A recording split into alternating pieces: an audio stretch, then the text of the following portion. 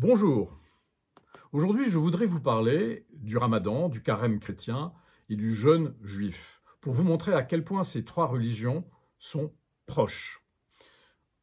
Au temps du prophète, on jeûnait le jour de l'Ashura, 10e jour du mois de Muharram. L'Ashura commémore le jour où Dieu a sauvé Moïse de Pharaon.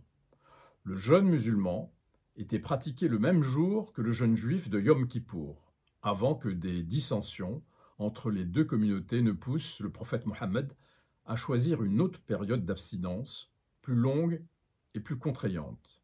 C'est depuis le mois de Ramadan qui est le 9e du calendrier lunaire musulman. Le jeûne vise à purifier le croyant qui devra être, durant tout le mois, tourné vers Dieu, détaché des biens matériels, libéré de la dépendance et du désir. Il sera à l'écoute des autres, il sera tout à l'affection de ses proches et fera preuve de générosité. Tous les musulmans sont en communion durant ce mois, considérés comme sacrés. Ils se réunissent dans les mosquées et doivent être entièrement dévoués à leur culte. Il est bien spécifié dans le Coran que les malades ne doivent pas jeûner. Si leur maladie est transitoire, ils rembourseront les jours non jeûnés, jour pour jour après leur guérison.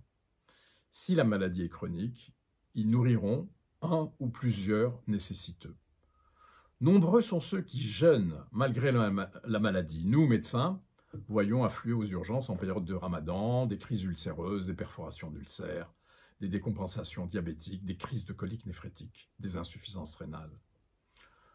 Le jeûne ne devrait pas être entrepris sans l'accord du médecin traitant. Je voudrais là vous parler du Ramadan de mon enfance. C'était une période de joie et de convivialité, de veillée où nous allions les uns chez les autres.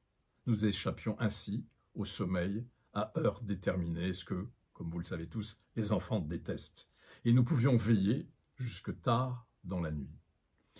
J'ai en mémoire l'attente du coup de canon qui, du fort l'empereur d'Alger, annonçait la fin du jeûne. Je me souviens d'agapes suivies de longues soirées de Monopoly. Le Monopoly rivalisait alors avec le rami ou la conquête du monde. Nos pères jouaient à la belote ou au domino. Les maisons s'ouvraient, de grandes tablées étaient dressées et nous mangions chorbas et borek avec un plaisir chaque jour renouvelé. Nous étions heureux, nous nous sentions plus proches les uns des autres et protégés. Je devais avoir 7 ou 8 ans quand j'ai essayé de jeûner pour la première fois.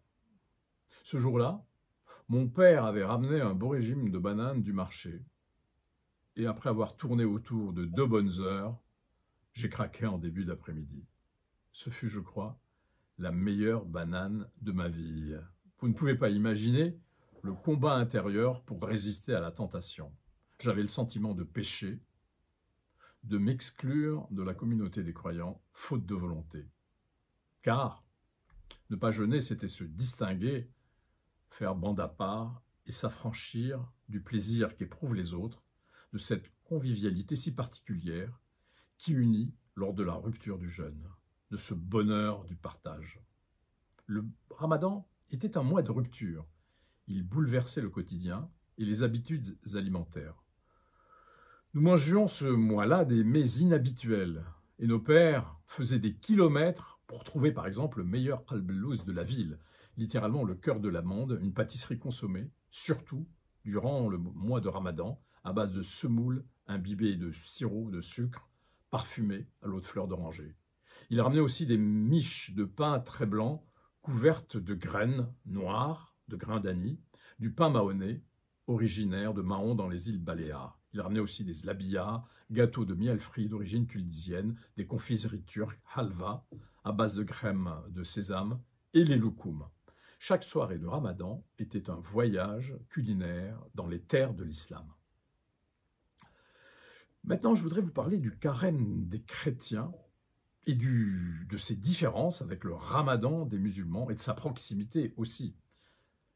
Le carême des chrétiens présente quelques différences avec celui des musulmans. Il est plus long, il dure 40 jours, il débute le mercredi des cendres. À noter que Ramad, la racine de Ramadan, veut dire cendre. Et le carême des chrétiens se termine à Pâques et il correspond à la traversée du désert de Jésus, qui résista alors à de nombreuses tentations, notamment celle de manger le pain proposé par Satan. C'était une retraite, une préparation à la passion du Christ. Les dates du carême ne varient que de quelques jours chaque année. Elles sont liées à Pâques, contrairement au Ramadan qui, tous les ans, avance d'une dizaine de jours, passant ainsi, au fil du temps, par toutes les saisons.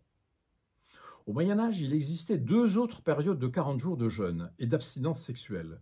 L'une, qui précédait la fête de la Sainte Croix en septembre, et l'autre, celle de Noël. Le carême de Pâques était le plus suivi. Ensuite, il y avait celui de Noël, également appelé Avant, puis celui de la Sainte Croix. Le jeûne était très contraignant. La population était privée de fêtes, de danses, de plaisirs et de sexe. La nourriture était très frugale, l'abstinence sexuelle était particulièrement visible, au point que l'on constatait une diminution des naissances 9 mois après le carême de Pâques. Pourquoi jeûner? Quel est le sens du jeûne chrétien? Le jeûne est un exercice de pénitence, un désir de conversion, de changement radical de vie pour se détacher et se libérer de tout ce qui fait obstacle à la relation avec Dieu. Le croyant veut s'unir à Dieu et écouter sa parole. De nos jours, le jeûne chrétien est un engagement personnel et chacun est libre de jeûner comme bon lui semble. Il s'abstient de ce qu'il pense être un frein à son lien avec Dieu.